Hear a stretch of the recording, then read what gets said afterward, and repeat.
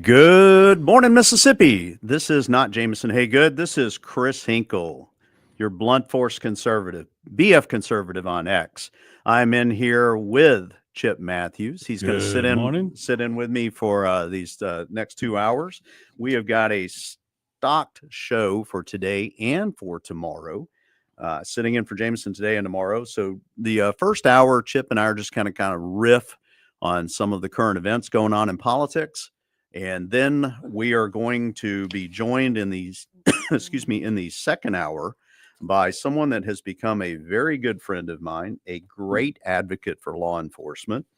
That is Sergeant Betsy Branner Smith. She is the spokesperson for the National Police Association, and we're going to turn the tables on her. She had me on her show, her podcast show, back in December. We had done some radio together, and she blessed me with the opportunity to come on and sit and talk with her for a while and let people get to know me. And now I'm going to turn it around on her and have her come here so that I can ask her a few questions. And we're going to talk about some support that's needed for law enforcement out there. So, Chip, what's going on in Mississippi right now? Well, in Mississippi, absolutely nothing of quality. I was going to ask you about something that I didn't know about. And maybe you did. Do you feel like the attack on the tanker was an attack on the tanker? And what we're talking about is last night, an oil tanker that was carrying jet fuel to the, I guess, the American bases in England. Yes. Was hit by a small ship. And everybody on the small ship was rescued immediately, the 36 on that ship. And then on the other ship, we lost one person on the tanker. So with issues like this, I tend to take a wait and see attitude. Unlike some of the people out there, especially some of these mega following podcasters on X that choose to go with sensationalism over substance and facts, I tend to keep my powder dry on this. I would rather be second with the information and correct than first and incorrect. So I don't know anything specifically about it. I've got some people in my circle that I trust that I can talk to, but I never put out information until I can direct source it and I corroborate that source with other information. Well, I'm looking at that with all the peace talks we have going on lately. And then you have 32, what was it, 320 drones they flew into Moscow last night. Mm-hmm.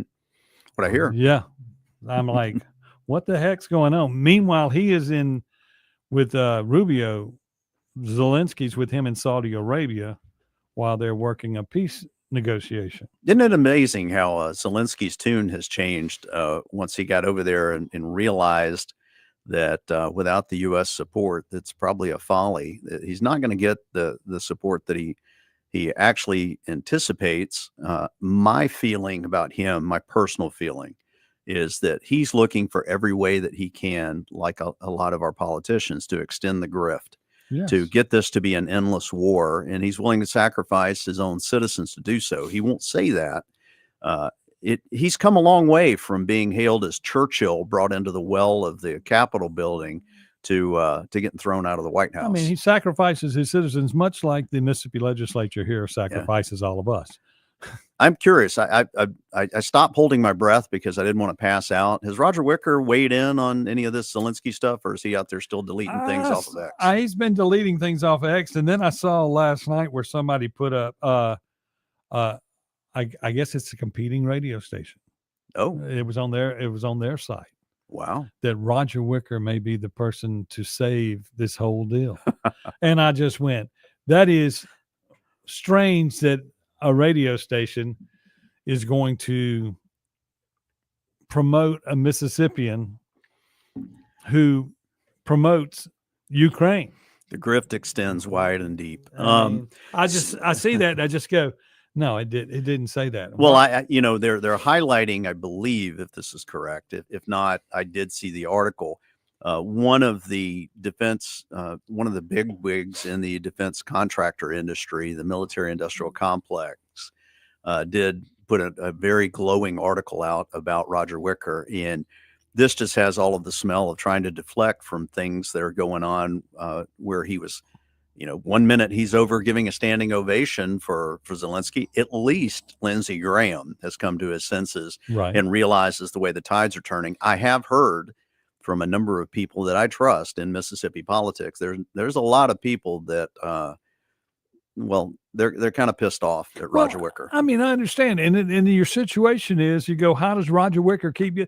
The Republican Party and all the pundits that are for him would say, well, he keeps winning. Well, he doesn't have anybody running against him. Then number one, and if you are running against him, the party will, just like they did with Mike Cassidy, they would, and the Michael Guest thing, Michael Guest is their guy. So they jumped ship and made sure that things were a certain way and that they supported Michael Cassidy, much like what we did in the recent judges race. The party picked, while there were other Republicans on the ballot, the party picked who they wanted. Yeah, I think, and I had this conversation with someone recently, and I've told you who it was, and I'm not going to give any further details on the path that might be opening up. Right. But I had this conversation with that individual that was asking the same thing about Mississippi, and he said, well, what's going on with the people with the deep pockets over there, the millionaires? And I said, there's some millionaires in Mississippi. Most of them just kind of focus on their business. That's how they got rich. And you've got some that want to delve into the political area. And it seems like a significant number of them are tied in with the Republican establishment, not just here in Mississippi, but outside Mississippi. And when I can understand now why it is incumbent upon, if a candidate is going to organically rise, they may have to step outside of Mississippi to get that first push of momentum. And I'm learning a lot about this. This individual, let's say I had lunch with him. Most of the millionaires that you and I know, this guy carries around their portfolio wealth in his wallet. He has that much money, but he's not arrogant about it. He's not narcissistic, just a good old country boy, and has some really good ideas about some things. And I'll talk about that at some point later. Anyway, getting into, but I mean, the line between Republican and Democrat in the state of Mississippi is blurred. Well, I think in looking back at the history, and I had some time to actually sit and chat with one of our former governors about the transition from the 60s to the 70s. And I think you had a number of people that were either Democrats or Dixiecrats that saw the winds kind of shifting, especially with the momentum before Watergate that Nixon had. And that was causing people to say, if I'm going to get elected or reelected, I'm probably going to have that R next to my name. And I think you have a number of people that are still adherent to that. Their values and stuff are that of a liberal ideology or Democrats. I've asked the current and the last three governors this question, which is, if all of our statewide offices are Republican and we have a supermajority in the House and the Senate, and I take our chairman of the Mississippi GOP at his word when he says that, we have a conservative platform and we need to elect conservatives on that platform, then why, when these individuals get into it, why are we not conservative? We're a purple state. We're 52 to 57% conservative. We've actually got one of our senators that delves into the high 40s and low 50s on the conservative rating from like Heritage for Action. Mm-hmm. So I asked why, and initially the thought was demographics, and I couldn't really get an answer on that. And I asked for clarification on it, and I said, listen, they run on the Republican platform's conservative. They run on the Republican platform that's conservative. They get elected on the Republican platform that's conservative. Why don't they legislate as conservatives? Because that's where the rubber meets the road. And then when they run for office, the constituents don't really know the facts. They just know that guy's been there for 100 years and he's got the R. Yeah. And they trust that the party is doing the right thing in getting these people on the ballot? Well, we're going to talk about that a little more in depth as we come back from the break. It's about 17 after the hour right now. I am Chris Hinkle. I am your G-man on the wall, retired FBI agent, in here for Jameson Haygood and in here with Chip Matthews. And we're going to talk a little bit more about politics and probably have to watch each other's back as we head to the car once the show is over. But we're going to take that break right now on WYAB.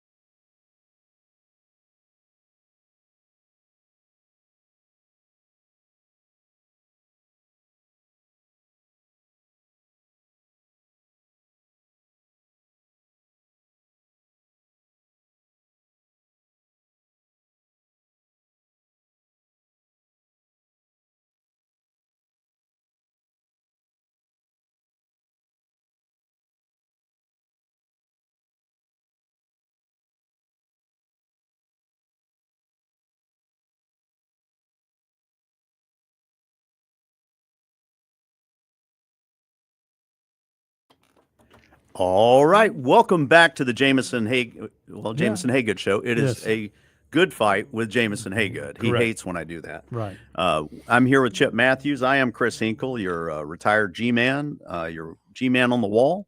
I am your blunt force conservative, undefeated on the constitutional debate stage. I had someone in media that we both know that tried to make light of that, but typically it's the people that I defeat on the constitutional debate stage. I'm not arrogant about it. I'm just right. I mean, that's correct. And of course, he thinks that any time he does a math equation, he's correct. Well, yeah. Yeah. Well, it's not just the I'm talking about somebody in the online print media. Okay, I got So, you. yeah. Him. Yeah, I saw some stuff on him yeah. yesterday. Well, I mean, that was like, I have a lot of respect for him. I do read the online stuff that comes in. I get it every day in my email. But real quick, just want to remind everybody in the second hour, we've got Sergeant Betsy Branner Smith, retired. She is the spokesperson for the National Police Association. Gotten to be friends with her, and she has agreed to come on and let me turn the tables on her and interview her. And to give you a heads up on what's going to happen tomorrow, tomorrow is a filled up show. In the first hour, we're going to have Chris Peyota. And Chris is a retired FBI executive and is got a book out called Wanted, the FBI I Once Knew. Chris just recently did a hit on Charlie Kirk's show where he sat down at the table and talked about his book. And also during that first hour, we're going to have congressional candidate D.B. Fugate out of Florida. okay. He is somebody that ran against Debbie Wasserman Schultz before, and I think he's exploring whether or not he's going to run again in 2026. In the second hour, we're going to have another former congressional candidate and good friend of mine, and that is retired FBI agent Kim George. She ran in Arizona against a 7-term incumbent. She came in second place in the primary. So she only got in the race 5 months before the primary, and she made an impact. And we're also going to have my really good friend. He's been on the show before, and that is retired FBI Supervisory Special Agent John Nance, who is also a columnist for townhall.com. And we've got a ton of things to talk about, especially about these mega follower podcasters who have been highlighting these guys that call themselves the suspendables, that the only thing that they've been consistent at is being consistently wrong in the things they've said. And we tried to warn people, we double source, triple source, and we back each other up. And the most recent thing that was out there, and it had to get slapped down by the press office under Director Kash Patel, was that he didn't trust the FBI and he was going to use a private security firm to protect him as the FBI director. And that I knew that was absolutely false. My sources and double sources had already confirmed that. And John was on the protective detail in his time with the FBI. He was protecting Eric Holder. And even John was like, this is not happening. Guarantee it's not happening. So we tried to warn everybody, and it got so bad out there that Kash Patel's press office and his person that handles his media stuff had to slap that down pretty quick and say that it was false. Now, I'm sure that these mega follower, millions of followers podcasters will come out there and say, you know what, we shouldn't have been putting forth this information, but we'll see. And we're going to talk tomorrow a little bit about those quote, and I'm doing air quotes if you see me on the cam. We are streaming this on Facebook and X and what else?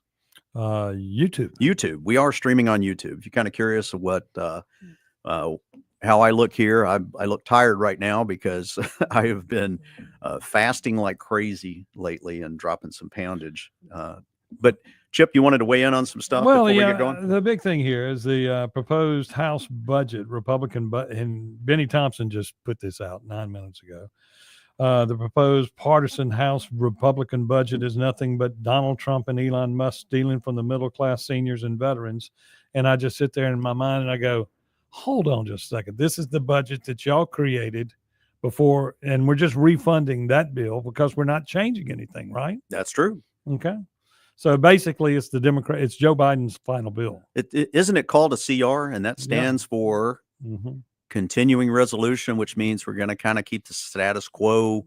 of these things in the bill going forward. And I guess, but the big thing there is if they've cut out USAID money, they will continue to cut out USAID money and stuff that is in the continuing budget, right? Mm-hmm. Okay. Yeah, I've had to educate some people online, and I've got another guy that I've met him online. I've had some conversations on X Spaces. I showed up to one of the X Spaces where he was there, and that's Shipwrecked Crew. Right. I don't know if you know him on X. His last name is Shipley.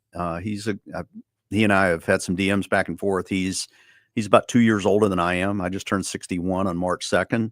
And he's 63. He's a former assistant U.S. attorney, very knowledgeable about the Constitution, somebody I love to have on the debate stage because we test each other.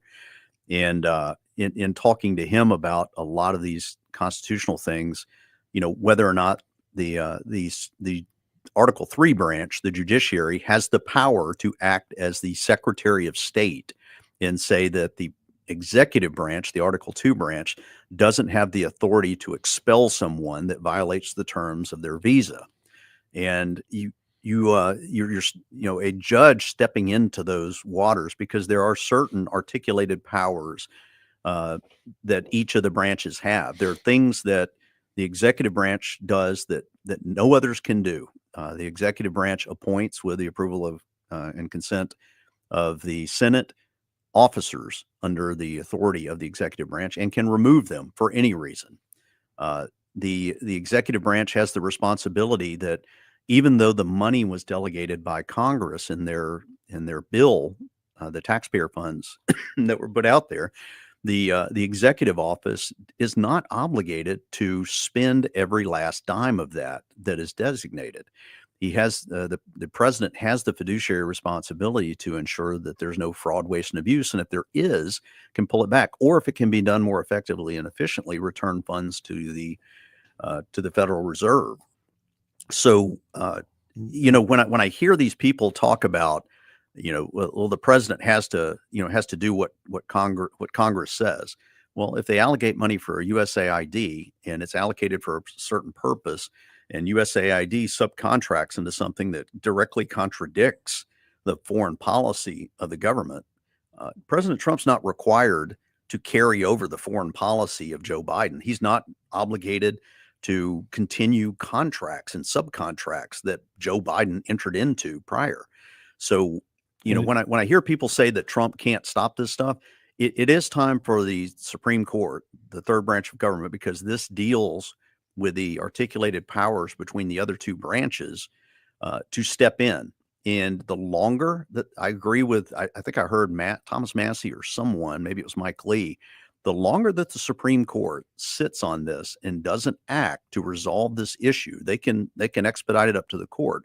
The longer that they do that, the less trust that people are going to have in respect for the Supreme Court's decisions. Well, it's like for instance, the example I used with a friend of ours online, and explained to him. I said, it's like I give your kid $100. We budget you $100 to go out, and you bring me back change. He goes, no, his job is to spend it all. I'm going, no, his job is to bring back change if he can. Yes, that's the responsible thing. If you raise your kid wrong, he spends it all and needs more. That's the government that we have in Mississippi. There's nothing wrong with budgeting every dollar. You budget the dollars, but you don't have to spend them. So that dovetails into a conversation that I had a week ago Saturday with an individual that we both know. And I'd posed the question. I said, you've got Doge out here bringing to light to the American people, putting some sunlight in, asbestos disinfectant, of a lot of fraud, waste, and abuse that's been going on in the government. And while it won't 100% resolve all of our financial debts and woes, the people expect the money to be spent the way that they intended. And if not, you bring it back. I asked, do you think all of these representatives that we have in government, do you think they just didn't know that this was going on? That all this fraud, waste, and abuse was going on? And even this person said, oh, absolutely, they knew what was going on. They've all know what's going on. You got to know what's going on. on. So I pointed out, and this is where I will give some tough love. I I'm cordial, I'm civil with him, but I'll give some tough love to Michael Guest. Right. Michael Guest posted on his X site that trying to put the excuse up that for the last 4 years, Joe Biden, the Joe Biden that we just had to endure for 4 years, Right. hid all of this fraud, waste, and abuse from him and his the others up in D.C.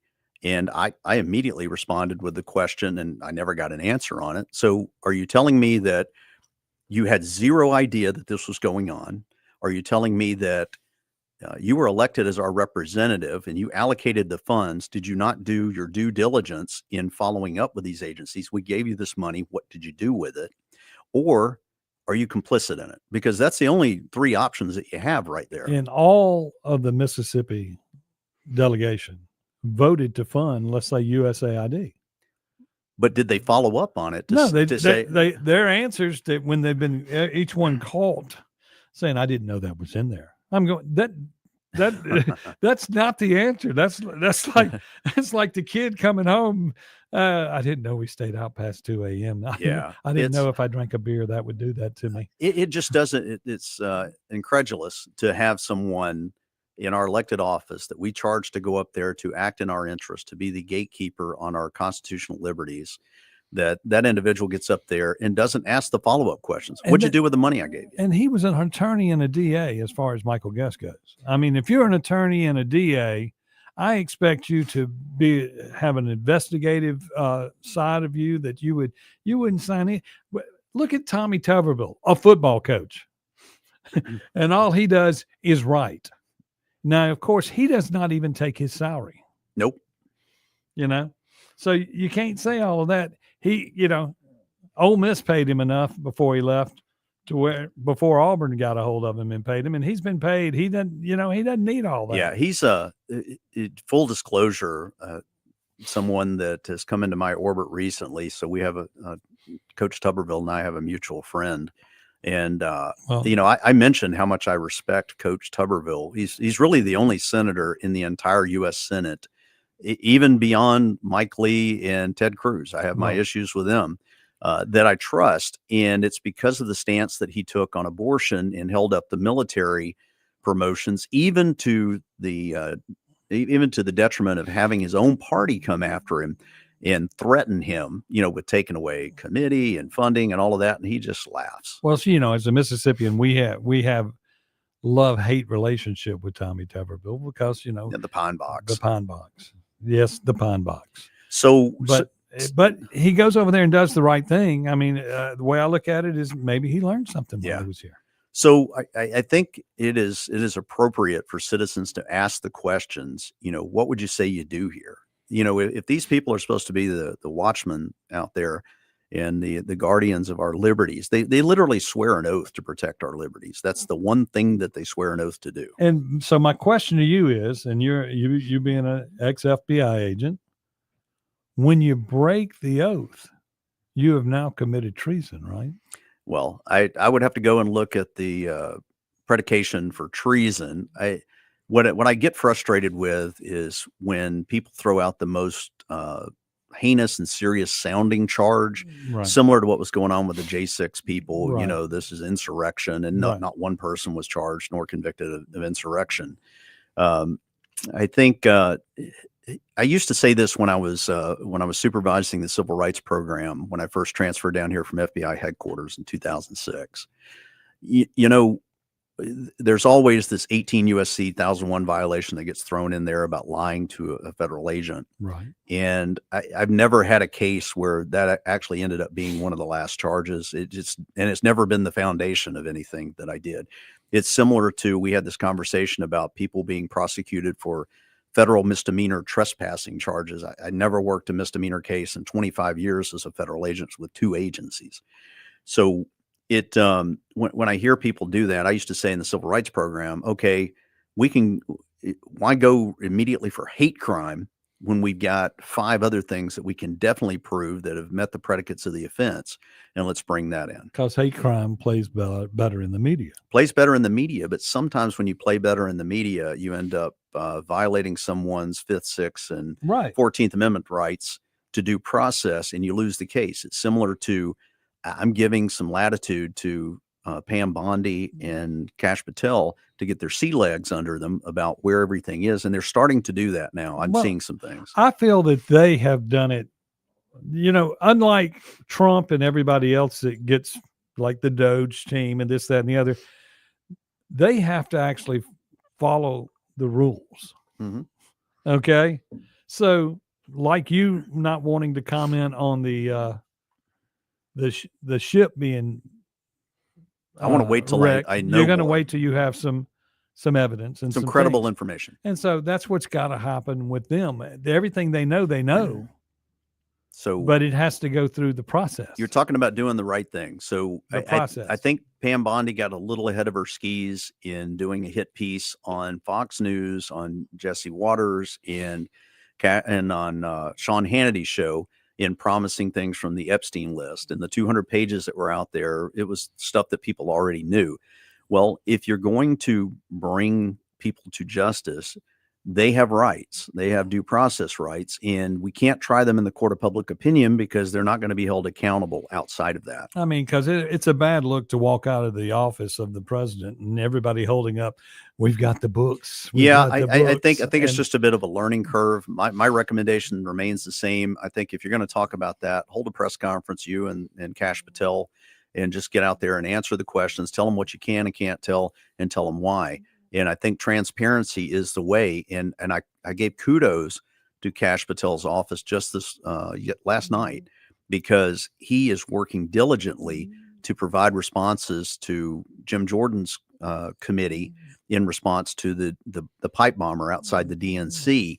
And he's putting all that information together and trying to get it done a week ahead of time. And that is a dramatic turn from the regime of Chris Wray, who I feel was an empty suit. And I would say that directly to him, that, he obfuscated and sometimes absolute refused to provide information that he is constitutionally obligated to do to oversight from our representatives in Congress. And I think you're going to see a new day with that.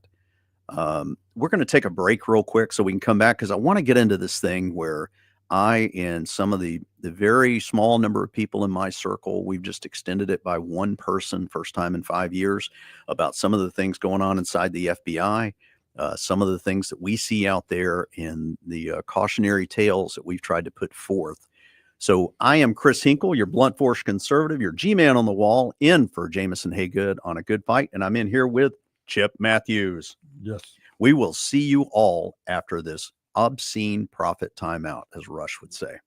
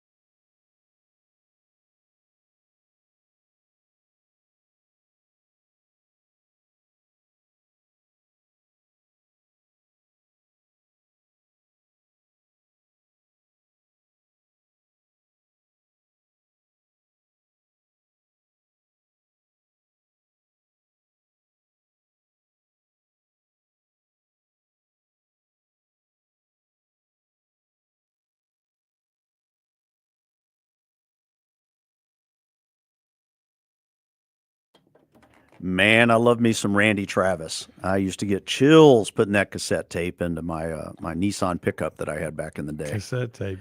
You youngster. No, I'm not that much, not that youngster. I Yeah. did. I had the 8 I tracks. took I went out with a girl that I went to high school with, and she's one of those that when she got the braces off and the glasses, we're like, whoa, okay. Went out, took her out in my grandfather's 1970 Gran Torino, and we had the 8-track underdash 8-track that was in it. I remember playing some ELO Oh yeah. Oh yeah. on the See, my Underdash had the 8-track and the FM converter. yeah. Now my 71 Plymouth, all it had was AM radio You, in the 71 Plymouth. That's it. you needed the FM converter. I had to put I had to put an underdash cassette player in there to be able to play on it. All right, so we're reminiscing about growing up Okay. in the 70s, 60s, and the 70s. We were talking a little bit, and after we have, I just confirmed with Betsy, she's going to call in at the top of the hour, and I'm going to get her in the queue. We're going to talk after after we finish our hit with Betsy, and she's more than welcome to stick around and talk about it. But we're going to talk a little bit more about this information out there, and it rose to the level that with talking about the protective service detail, that it was damaging, causing some internal damage inside the FBI. At least that's what the press announcement said, coming from Kash Patel's office, that these people putting out this false information. I hope that people will take a breath on this stuff. Chip has asked me, about some of the recent things in the news, and I'm well versed in a lot of things, but I also want to sit back and kind of keep my powder dry and wait. I'd rather be second and right than first and wrong, especially when we're dealing with national security issues. But I appreciate everybody taking the time here. We didn't even take any calls. I didn't even look to see if we had any calls coming in because we were so engrossed in talking about Mississippi politics. That's one of the things that I want to get into at some point. If I don't get it today, definitely tomorrow. Is, are you well represented?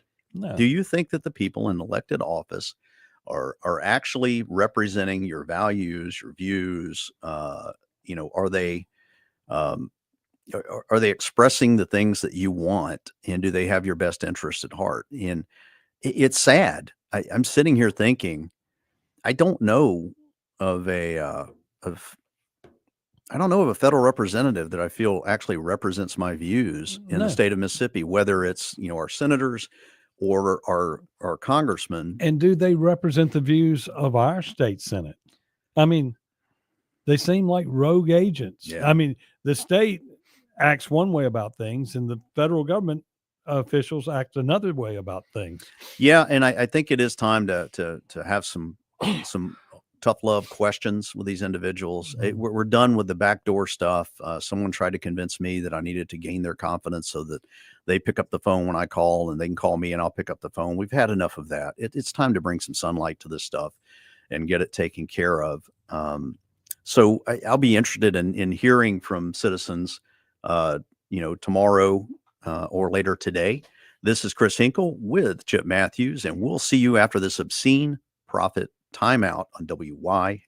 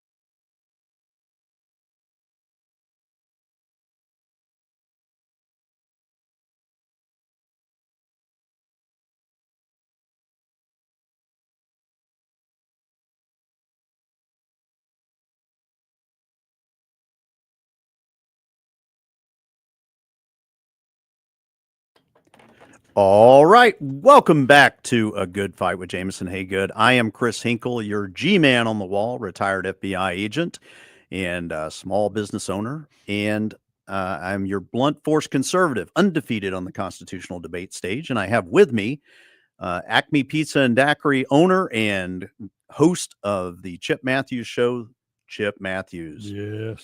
And on the line, we have my good friend. I have been so excited that she agreed to come on the air with us, and that is Sergeant Betsy Branner Smith. She is the spokesperson and host of the National Police Association podcast. Betsy is a retired 29 veteran of the Metropolitan Police Department in the Chicago suburbs. She has had a fantastic career starting out at age 17 working in law enforcement. And I promised her that I wouldn't go overboard. I want to give her a chance to tell you her story. Betsy, how are you doing? And welcome to the show. Thank you so much for doing this. Hey, it's great to be with you. Yeah, I always tell people I have been working in the government since I was 17. Not always the best thing to be proud of, but I sure understand how government works. I was a senior in high school when I became a police dispatcher, and I just went from there. Well, Betsy, we are streaming. If people want to look for Chip Matthews on Facebook, X, and YouTube, they can find Chip Matthews. They'll see Chip and I sitting in here. They won't see you right now. I don't know if he's mastered that of piping somebody else in over the Zoom, but tell us a little bit about you, your journey through law enforcement, and then how you got to the point where you became the voice and the face of the National Police Association. So I became a police officer in 1980 in the Chicago suburbs. I was a dispatcher as a senior in high school and then through college. And so I tested for a police department in the Chicago suburbs. It ended up being a very large city. I was there for 29 years. And this was at a time when women were not particularly welcome, especially in the Chicago area. So I'm a small little farm girl, but I'm scrappy. And so for the 29 years I was there, I had a great career. I worked investigations and patrol, and I was a trainer and became a sergeant, ran crime prevention and the crowd control bike team. I loved doing the riots and things like that. Just really had a fantastic career. And as a parallel to that career, I first became a writer. And back then, I know this is crazy, kids, but we had to read articles in something called a magazine, which came in the mail. And so I was writing for Law and Order magazine, Police Chief magazine, all that. And I had a good presence on camera. So I got a job with the Law Enforcement Television Network, which was kind of like CNN for cops, again, back in the day, back in the 90s, where you got training and information. And there was a guy named Dave Smith was the anchor. Cops know him as J.D. Buck Savage. So I got a job on that network in Dallas, and I flew back and forth. This is still while I'm a cop. And then eventually I got involved with Caliber Press, police1.com, started writing for them, lawofficer.com, all of that. And I retired from the police department in 2009, which that sounds insane to me because that was so long ago. And yet I feel like I just retired. And, but I continued on as a trainer. I've trained in 49 states, haven't trained in Hawaii yet, trained in about 6 different countries. I got a call in July of 2020. So take yourself back there, right? What was going on? Not just COVID, but Riots. The George Floyd riots and all of that. I got a call from the National Police Association, and I had been doing a little writing for them, and they said, hey, you're good on camera. Can you talk to this ABC station about this situation in California? And it was a police department who had to walk by this giant rendering of Black Lives Matter letters in the street, very similar to what they just took down in Washington, D.C. But the letter closest to the city hall was a depiction of Asada Shakur. She's a terrorist, and she murdered a couple of police officers. And the cops had to walk by this every day. And they said, can you tell the media why this is bad? I'm like, sure. So I jumped on Zoom and did an interview, and then I did another interview, and then I did another interview, and they hired me to be their spokesman. And so now you can see me on Newsmax and Fox News and pretty much every cable news station except for two. CNN only talked to me once, never talked to me again, and MSNBC, who refuses to talk to me. And so it's been quite an interesting ride.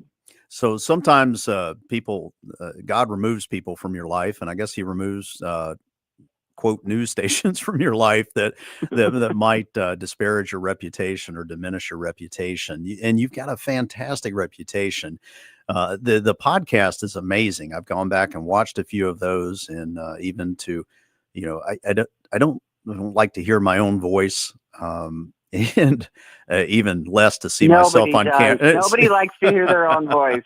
To see myself on camera, but I appreciated you taking the time to sit down so that people could learn about me, and I wanted people to learn about you. It's just your amazing career and the things that you're doing, and you have a reputation of with all of the other people that I respect is you'd rather get it right than first. So you don't really go out there and do this, some of these things that I see with this sensationalism stuff in the media, which I don't think really does anybody a great service. What are your thoughts on that, about some of this stuff that's coming out that, we just had one where Kash Patel's press office had to slap it down because, the rumor was going around, or they said breaking news, Kash Patel's not going to use the FBI protective service detail to protect him. And boy, how would you feel if you're an FBI agent and the director said, yeah, I'm going to be the director, but I don't trust you? Well, that's the thing. And I read that and I loved your response. And people can follow me on X at SGT Betsy Smith, Sergeant Betsy Smith. And here's the thing. We see this a lot, especially with social media, because people can just instantly respond and instantly throw out quote unquote facts that really have no basis in factual information. And it's very frustrating. And I see that in people that are related to our profession as well. And, of course, we see it in the media. And people need to be very cautious when putting out information. We've got to do it with we've got to be able to pivot somewhat quickly. And this is one of my issues with law enforcement leadership. We could talk about that in a minute. But you got to get information out there because of the way that social media works. But you can't just throw stuff out there that you have not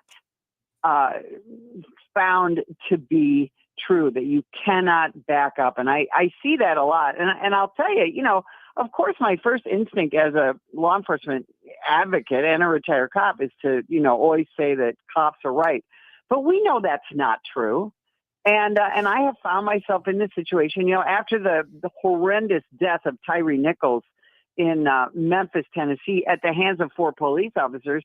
I found myself, on national television about every 2 hours having to talk about, these are thugs. These cops they're not cops, they're thugs, and they need to be in prison. And that was difficult. But you have to be willing to tell the truth, and you have to do it with confidence, and you also have to do it with ethics. And I think that's the big problem that we see on all sides. Well, Betsy, I want to take a quick break because I want to have a little time on the other side. And 2 things that I want to hit with you is, 3 things actually. You talked about leadership and law enforcement. I want to ask you, you're, the National Police Association, you guys and gals endorsed Kash Patel as director. I want to hear your thoughts on how you think he's doing so far and what you think about Dan Bongino coming in. And then we'll end that off with talking about some of the legislation that you'd like to see come forward that would supplement the needs in law enforcement. So I'm going to take a quick break right here. This is Chris Hinkle in for Jameson Haygood on A Good Fight. And we are going to be right back, Chip Matthews and I, and my good friend Betsy Branner Smith on the other side of this break for this obscene profit timeout, as Rush Limbaugh used to say.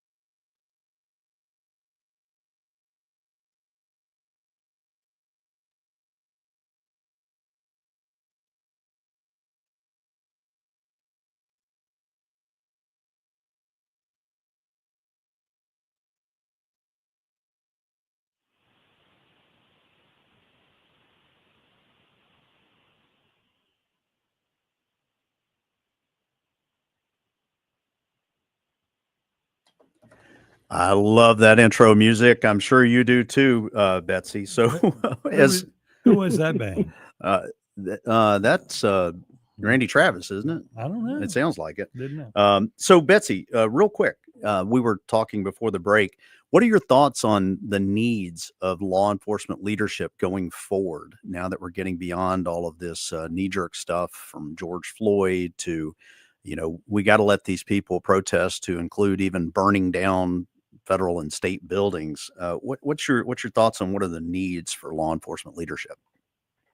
Law enforcement leadership is at a point now where they're going to have to start really standing up for not just their cops, but for their law-abiding citizens who are tired of being victimized, who are tired of being pushed aside for the wants and the needs of the few who want to commit crimes, who want to illegally protest, in other words, riot. We're seeing right now on college campuses in New York and others around the country, we're seeing these unlawful demonstrations where they're not just peacefully protesting, but they're taking over campus buildings and they're preventing Jewish students from getting to class, from living their lives. I mean, it's like the 60s all over again. And yet we're told, oh, we're supposed to just let this happen. We need to see police leadership who are willing to stand up against these kinds of things, and also to stand up for their police officers. Very often in cases where we still have these far left prosecutors, like in Las Cruces, New Mexico, like in Travis County, Texas, which is Austin, who are working harder to put cops in prison than they are to put real criminals in prison. We've got to see leadership really stand up for their cops and for their communities. Yeah, I have a lot of respect for the prosecutors. I do get a little frustrated sometimes. I don't know if you experience this. Prosecutors aren't cops and cops aren't prosecutors. The FBI can't go out and prosecute cases. And I did check this out with, I'm sure you probably follow him online too, a guy that I respect, Shipley, Shipwreck Crew on X. I said, does the attorney general or does a U.S. attorney have arrest powers? Can they go out and lay hands on somebody and put them in jail? He said, no. They can't. It's two different skill sets. I don't mean to demean that. And as far as Pam Bondi in the prosecution up in DOJ, it's going to take a little while to get a cadre of individuals around her that she can trust. There's a lot of people there that have been entrenched inside that bureaucracy for a long time. What I'm looking at there is she brought up the subject of the riots on the schools. Why are the schools, you think, interfering with local police or not calling local police? I would think that if my kid was on campus at a school, that you would have campus security and you would have local law enforcement present enforcing the laws. And I mean, for instance, you can't just be running around with a mask on and doing whatever you want and locking my kid and hold him in school. Can you? Well, you'd think that, wouldn't you? But when you look at, for example, let's take Columbia University. Right. They have to invite the police on to their campus. When you have these protesters who are, again, they're not peacefully and legally protesting. They're taking over buildings. They're preventing Jewish students from getting to class and other students. They are still the university. They're the quote unquote crime victims. So they're the ones who have to invite the police. Now, these students could also call 911 and say, look, I'm on campus and I'm not allowed to move.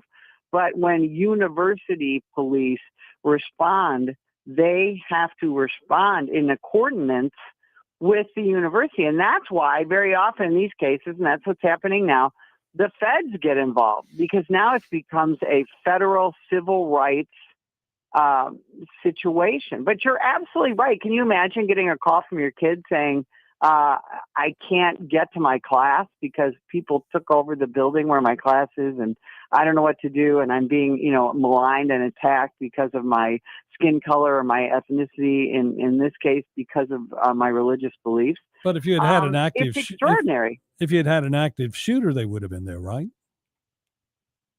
Presumably, but again, they still got to be invited. Yeah, depending on the campus, depending on the state, depending on the county. This is the thing about law enforcement. A lot of people don't, this is pretty nuanced, but American law enforcement is extremely decentralized. And that's by the Constitution. So presumably you and I can somewhat control by our vote what kind of law enforcement we have, what kind of laws we have. Remember, we elect our legislators. Right. So, this is the thing. And this is why it's so important for parents to pay attention to where you're sending your kid to school. That, it used to be, oh, my kid goes to Columbia, or my kid goes to Yale, or my kid, goes to these, is going to attend one of these very quote unquote important schools. See what the school's policies are about things like pro-Palestinian protesters and Black Lives Matter, that we now know is just an anti-family Marxist grift. Pay attention, parents. Don't just think about, I want my kid to be able to slap a Harvard degree up on their wall. Yeah, I tell people when I'm just a little old guy that graduated at age 34 from University of Southern Mississippi with a degree in education and psychology, and here I am at 99 sitting in the FBI Academy, and to my left, or no, it was to my right, was a guy that graduated from one of the military academies. There were Harvard and Yale graduates in there, and we were all in the same spot, getting the same opportunities, starting out the same way. So I don't put as much stock in the name recognition of the university that's there. It's, do you have the maturity and do you have the intellect to handle it as law enforcement? So in the few minutes that we have left, the National Police Association, you guys endorsed Kash Patel. He's only been there a short period of time, but what's your thoughts so far? So far, so good. We are thrilled. We were the first law enforcement organization to endorse Kash Patel. His background makes him the perfect choice for this job, and I like that one of his number twos is going to be Dan Bongino.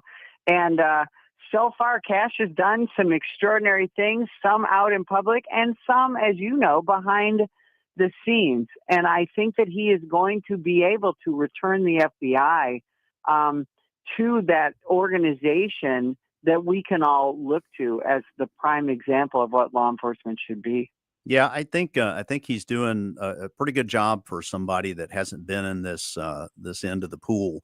I don't think ever. I mean, just because you were a prosecutor or such through DOJ or DOD, it's a totally different animal. And I'm giving him the latitude to get his sea legs under him.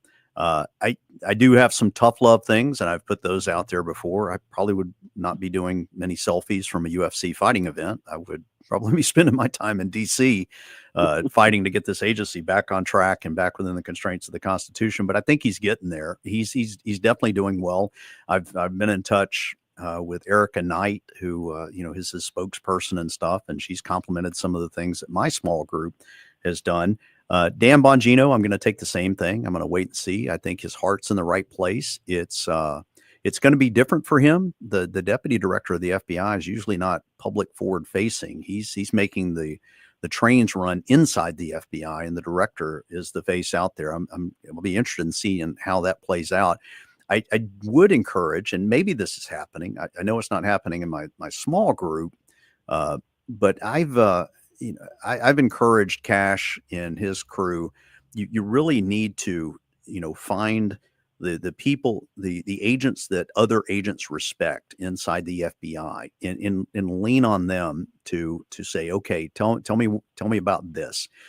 You also, I think it would serve him well to have somebody like our mutual friend Jim Galliano who's a straight shooter, Mm-hmm. to have him come in and have the candid conversations with him to say, this is good, this is not so good. Here's some stuff I wouldn't do, and here's why. But you need somebody. Most of the time, and I'm sure it happens with your husband Dave, and it happens with my wife Pam. You know, they're willing to be brutally honest with you when needed. You know, my wife's like, "Hey, go brush your teeth. Your breath stinks," that type of thing. But Cash does need somebody like that can get into his ear. And is Bongino going to be that person, or is he going to have put an associate deputy director in there, kind of as a mentor to the director to say, yeah, here's the voice of reason. Here's why I wouldn't do that. Is that something you would recommend? Well, sure. But I think what we've got to understand about the FBI is, from a public perspective, they have gone far off the rails, especially in the last 4 years, and then certainly under the Obama administration and during the first Trump administration. So you've got to you're going to have to break some rules. And that's why I think bringing people in from the outside instead of promoting from within is what it's going to take for the people. And I'll tell you, for local and state law enforcement to have confidence in the FBI again. We're going to have some extreme things. And that's why, I know Dan Bongino, he's a podcaster and a media guy and likes to talk tough and all that. But I think he has the capabilities to be very Trumpian, if you will, about what he is being tasked with inside the FBI, including, remember, he is going to be tasked with getting to the bottom of what happened in Butler, Pennsylvania. We still don't know. I am in touch with some local cops that were there, and they have a very different story that they're telling about what happened there than what we are hearing from the federal government. That can't stand. We have to know, and we deserve to know, what happened in the first of several attempts on President Trump's life. Yeah, and that dovetails into the last thing I wanted to cover with you before we cut off here. And it's dealing with legislation and our legislators. And I've been public in this, and I've done it in public here in Mississippi, that we have our representatives out there in federal government that are really good about parroting our concerns in the media and really good about holding hearings and subpoenaing people. But the substance of doing something substantive just doesn't seem to be there. I had that conversation with my representative, and, we impeached Mayorkas. Well, what did that do? It didn't really do anything. Exactly. And then, I said, are you willing to do the one thing that I guarantee you gets the attention of these people? I spent my first 7 years of the FBI in DC, and that's, you have them sit before you. You're either going to answer the questions that you're constitutionally obligated to answer due to oversight. There's nothing the FBI does that can't be briefed to somebody in Congress. Are you willing to withhold the funding until they do so? And buddy, you want to talk about some establishment people coming down on me oh my gosh, he actually said they might withhold funding if they don't follow the Constitution. Oh, we can't do that. Those types of things frustrate me. So what's some legislation that you think is needed out there? What are you guys and gals at the National Police Association looking to push forward that would really help not just get the FBI within the constraints, back within the guardrails of the Constitution, but really benefit law enforcement in general? Well, we're looking at some officer safety legislation, including the Protect and Serve Act, which has just been recently reintroduced in January. And this creates some federal penalties for anybody who targets and willfully harms a law enforcement officer. It increases the penalties. Now, again, you've got to have federal prosecution involved in that.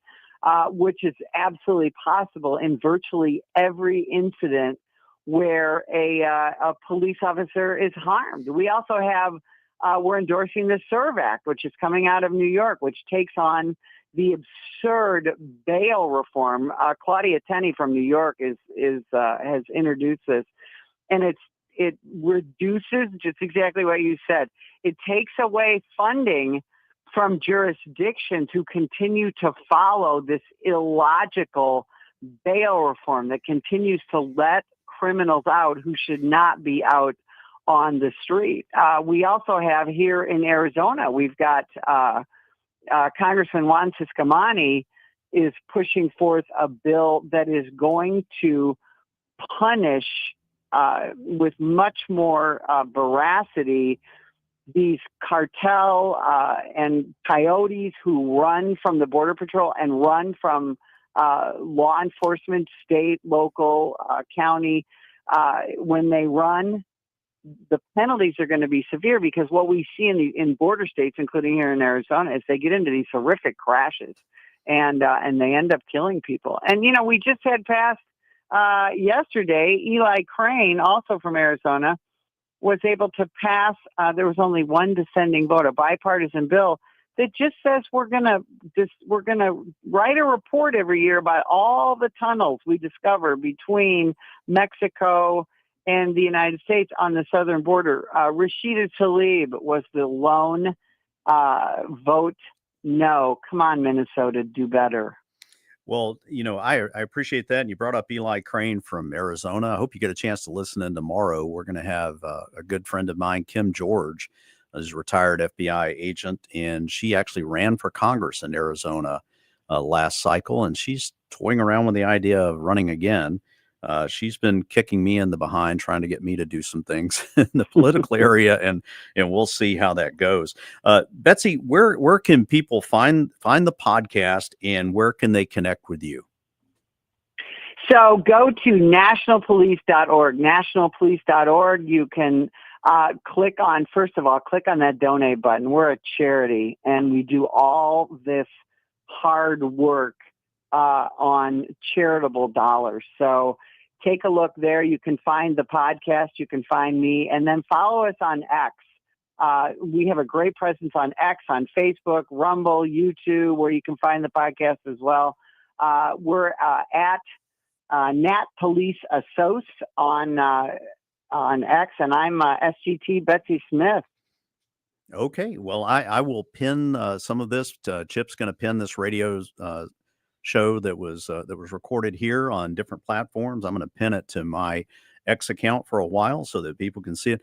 Thank you so much for coming on here. I look forward to meeting you in person one day, but I do consider you a friend, and I feel comfortable enough that you know, you would still have my six if I needed to, if we needed to address a threat again, if we got called back into active duty in law enforcement, which I, you know, even though I don't carry the badge anymore, I didn't give up the oath. I still am strict adherent to the Constitution.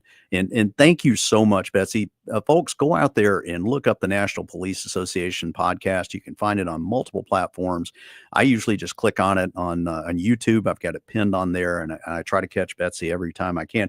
Betsy, thank you again for taking the time to come on here, and I look forward to talking to you again in the future. Anytime, and thanks so much for having me. Stay in touch. All right. Thank you. All right. We're going to take the break right now and come back and hit a couple of highlights before we take the final break toward the end of the show. This is Chris Hinkle, your blunt force conservative, your G-man on the wall, in for Jameson Haygood on A Good Fight. And I'm in here with Chip Matthews. And we will be back after this obscene profit time out.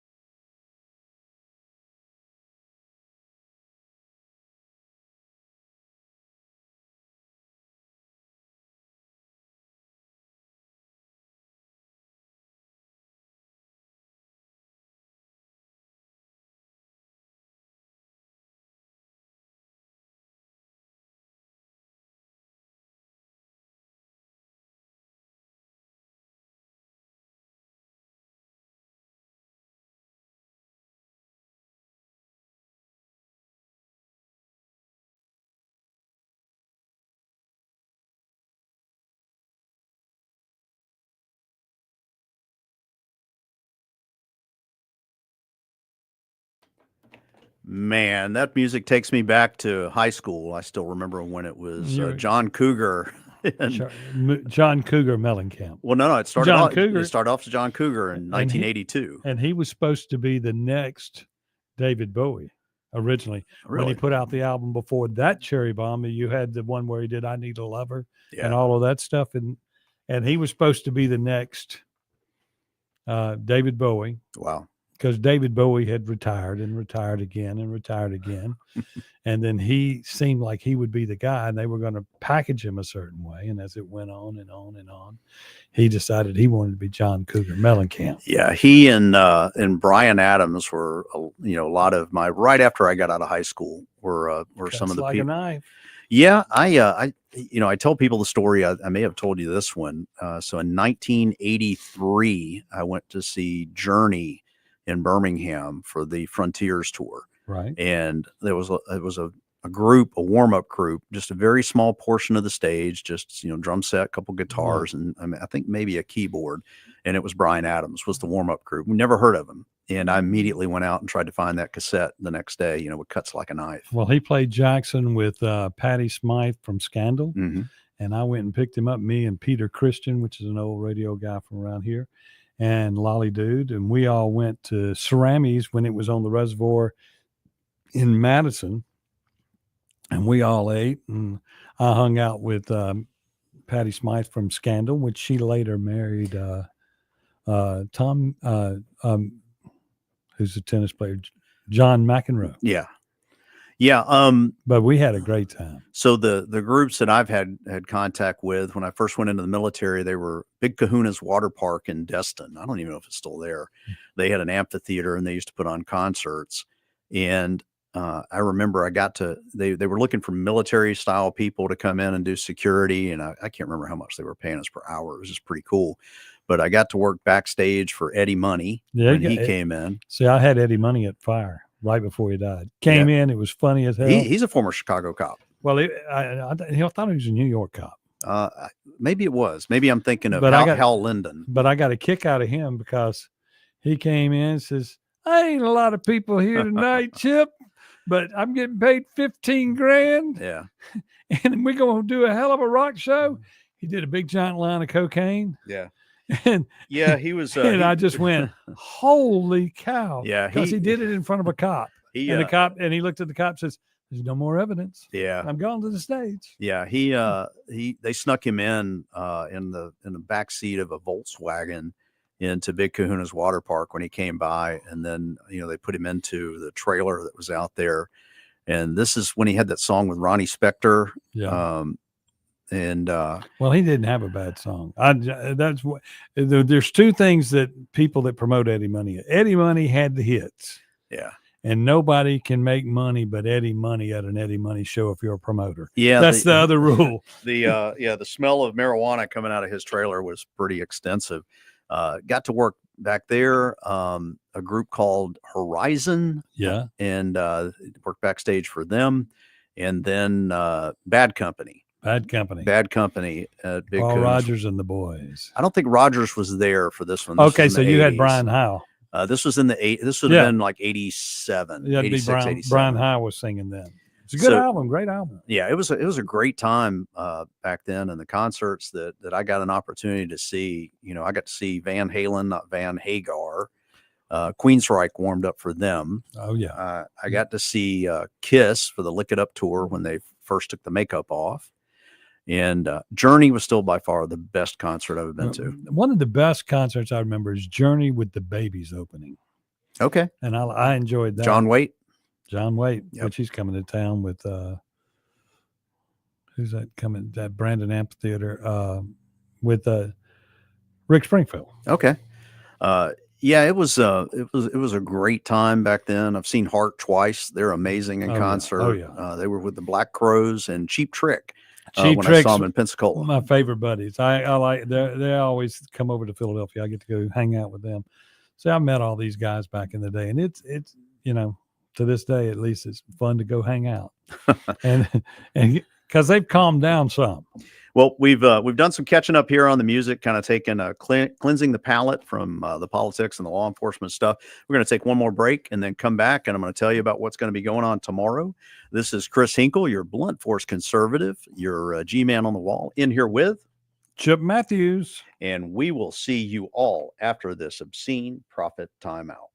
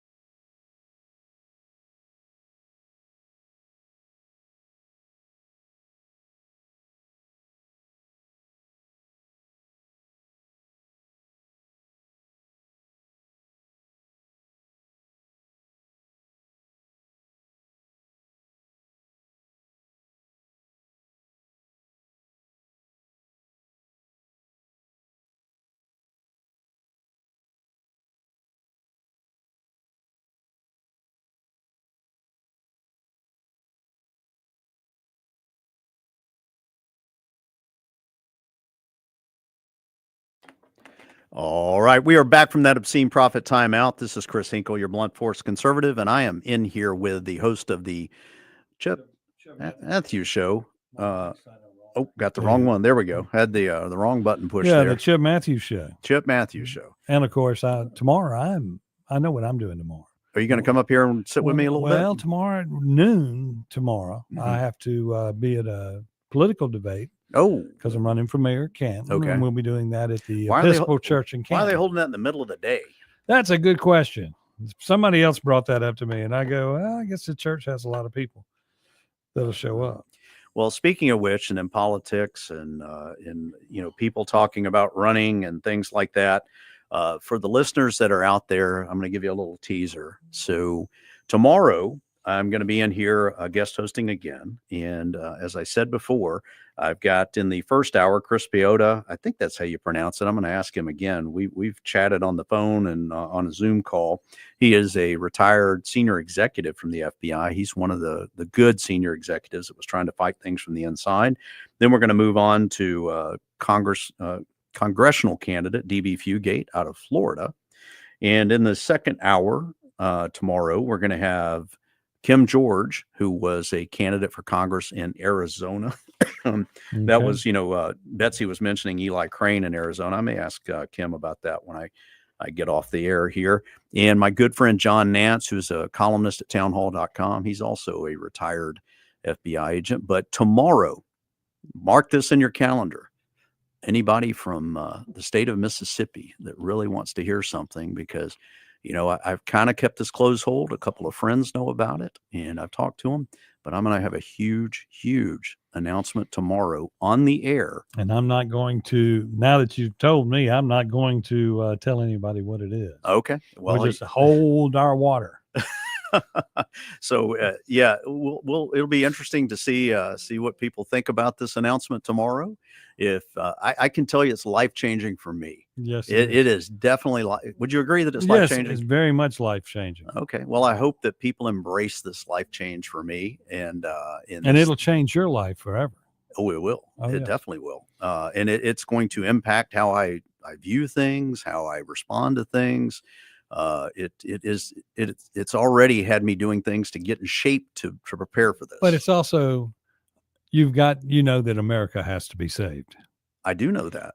For everything to work out. Yes. And there's people that I have to fight for to do that. And I think that people are important, and the people that I hold dear, that I want to fight for. Change is good. Yeah, it is good. This is not change that I saw. It was expected, and God tends to put things in your path and give you an opportunity to learn from it or to move forward, but always to His glory. Okay. So it's it'll be interesting. I'm wondering if people can guess what it might be. I don't know, but I hope your GOP friends like it. I think they will. Okay. I do think they will. Okay. I can't imagine any. Even the rhinos. Yes. I think that even the rhinos, even those that are competitors of this station, I think they will welcome it. Yeah. We'll say that. So they certainly may be talking about it. So tomorrow, like I said, Chris Piota, Kim George, John Nance on the air with us, and definitely looking forward to some more time here behind the mic. Appreciate Jameson giving me the opportunity of that. Thank you so much for sitting in and streaming this stuff. Oh yeah. We've got to get moving forward on some other venues there and get some of this podcast or whatever stuff going. But yeah. So remember, mark your calendars for tomorrow. Huge, huge announcement right here on WYAB, A Good Fight with Jameson Haygood. See you tomorrow. See you.